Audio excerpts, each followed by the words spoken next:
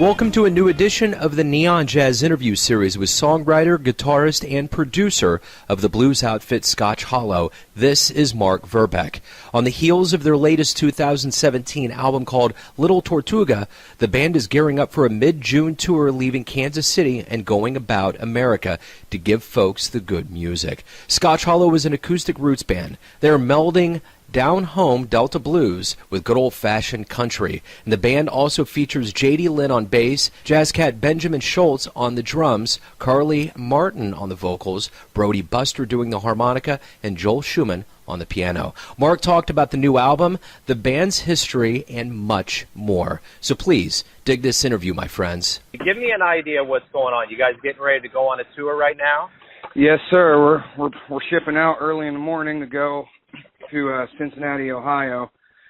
Well, technically Newport, Kentucky, which is right across the river, but pretty much Cincinnati. And we're going to do a few dates on the East Coast, mainly one in Cincinnati, one in Maryland, and one in Pennsylvania. And then we have to come back to Kansas City because, well, I have a job and I have to teach some guitar lessons and drive some Uber so I can make some money to live. And then we got a couple more. We go back out for the next weekend.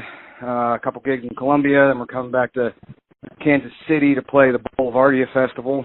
The next week, we're going up to Rochester, Minnesota, and Chicago, and we're kind of zigzagging back and forth in order to, keep our personal lives intact.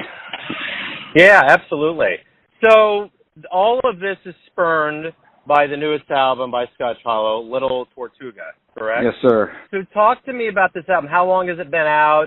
And kind of give me an idea how you feel about this album. Well, the album was released at the end of January. We all feel this is our best work so far because this time around we had the time and the means and the resources to produce it a little bit more and take our time with it. And because we had some of the equipment in our bass player's home in order to do a lot of the tracking and overdubs and stuff, and then we had to take it to a studio to get it mixed down and put the drums in. So with that being said, it gave us more time to sit down and produce it and, do all the little tricks of the trade that make it sound like a full-fledged album. Time to do overdubs in the vocals and, do vocal harmonies or vocal, doubles and stuff like that. Had time to, do some guitar overdubs, and then we had some auxiliary instruments and stuff of that nature. So it's definitely our most produced work, and it's probably the work that we put the most effort into. And it's certainly my personal, best thing that I've gotten to do.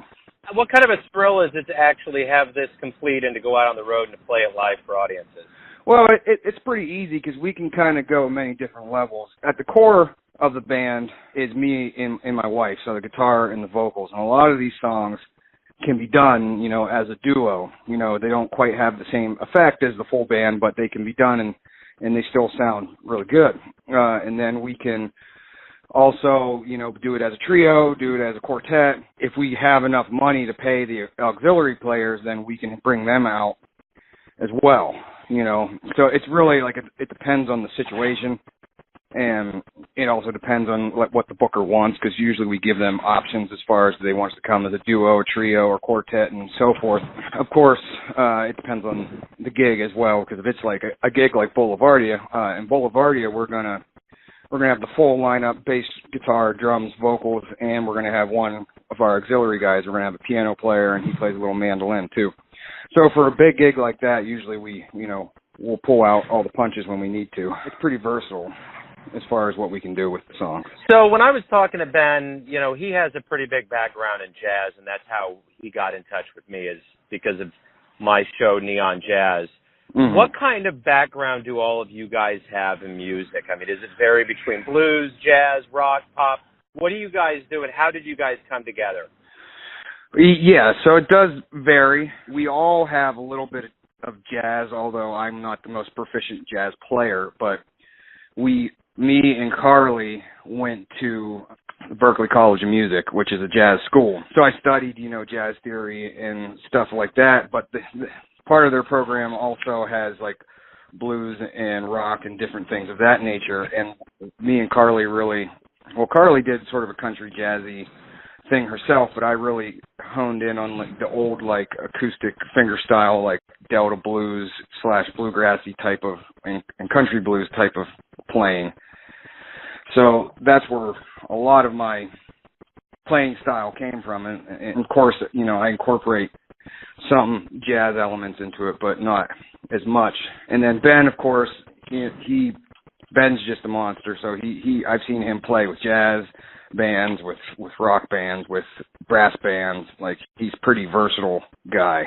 And then our bass player JD also, like, before he played with us, he played in like a jazz funk fusion band, and I know he played a lot of jazz in college he went to KU, Kansas University, and I know he played a lot with the jazz band there as well.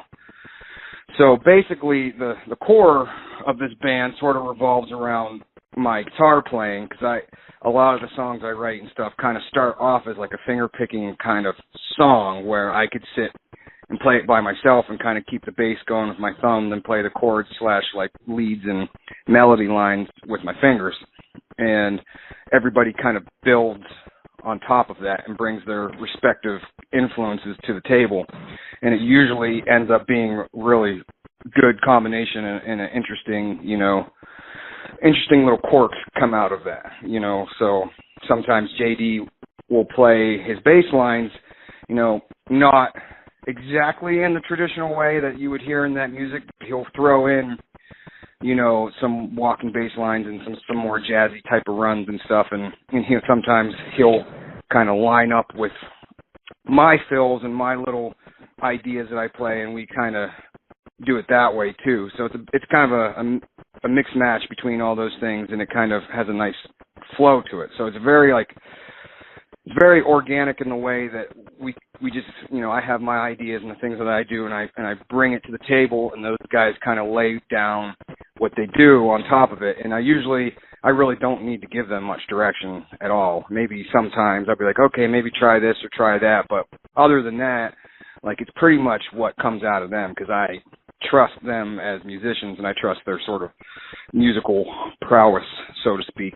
That's kind of the way it works. It's just based off of that basic kind of rootsy, bluesy type of sound, and then we layer our stuff on top of it, and then it forms, you know, a finished product.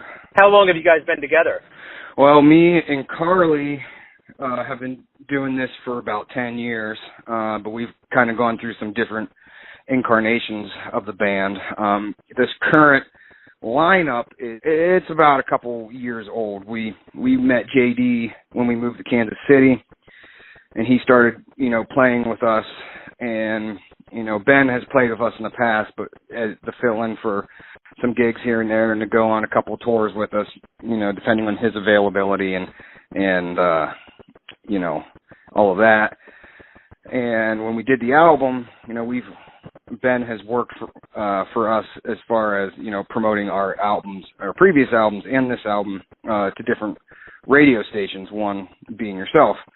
And this time around, we wanted to add, like I said, a more produced album, full drum kit, things like that. And that's when we called in Ben and see if he wanted to, you know, lay down the drums for us. And we flew him in, had him lay down the drums, and then this current incarnation of it has kind of been going since then. And Ben flies into play when, you know, we can afford to fly him into play, and when he has time and things of that nature.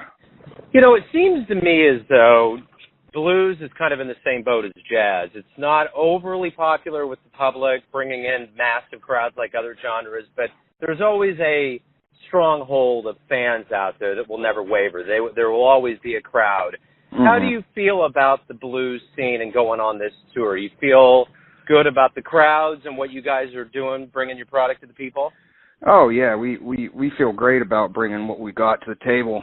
It's funny because we tend to not really fully fit in with any one crowd because we have a heavy blues influence, but it's like a heavy, like, rootsy Delta / country blues type of thing. Like, that type of sound, like, it's blues, but like when you listen to, like, say, or you want to talk about the quote-unquote blues scene, you get a lot of the more traditional, like Chicago blues, more modern type of blues, bands, in which we can hang with them and we play shows with them, but, like, we're not, like, 100% blues like them, because we kind of teeter. Some of our songs sound a little bit more bluegrassy and a little bit more country-ish, but with that blues flavor kind of underneath it. And then other songs can be more straight-up blues. And then some songs are just kind of like a mix mash of all those things that somehow like generated from my brain, and I put it down on my guitar on a recording device. And I think usually when we play, the response we generally get is from, people who are into all different types of music. Like we'll have, the blues people usually love us, and when they come up to us and they usually say, "That's great. It's a different sound than we're used to hearing, and we love that slide guitar and this old Delta stuff."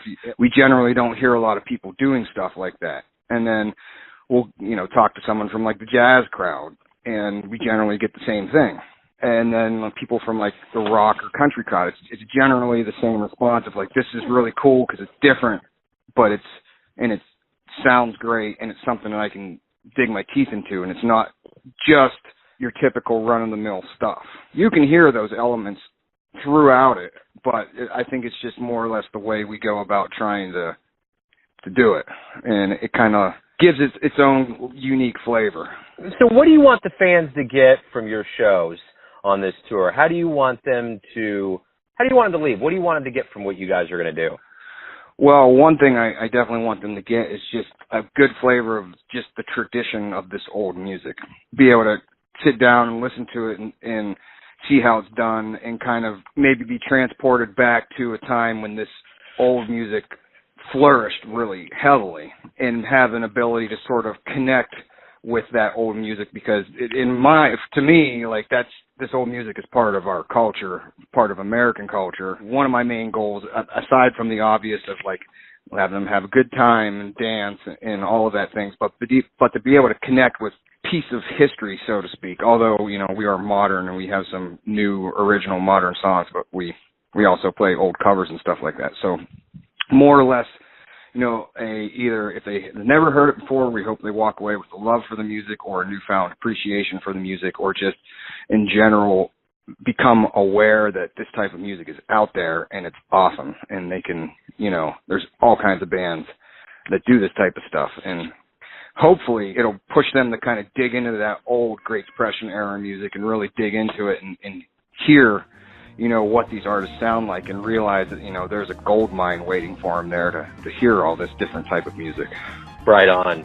Mark, I think that's a great way to wrap everything up. On behalf of Scotch Hollow, thank you for taking a little time out to talk about the tour, the album, and your band. I appreciate you having us on the show, and thanks a bunch. Thanks for listening and tuning in to yet another Neon Jazz interview, where we give you a bit of insight into the finest players in Kansas City, New York, and spots all over the world, giving fans all that blues and jazz. And thanks to Mark for his time, his stories, and the music. If you want to hear more interviews, go to Famous Interviews with Joe Domino on the iTunes Store, visit neonjazz at youtube.com, and for everything Neon Jazz, go to the neonjazz.blogspot.com. Until next time, enjoy the music, my friends. You better put your jiving talking the way you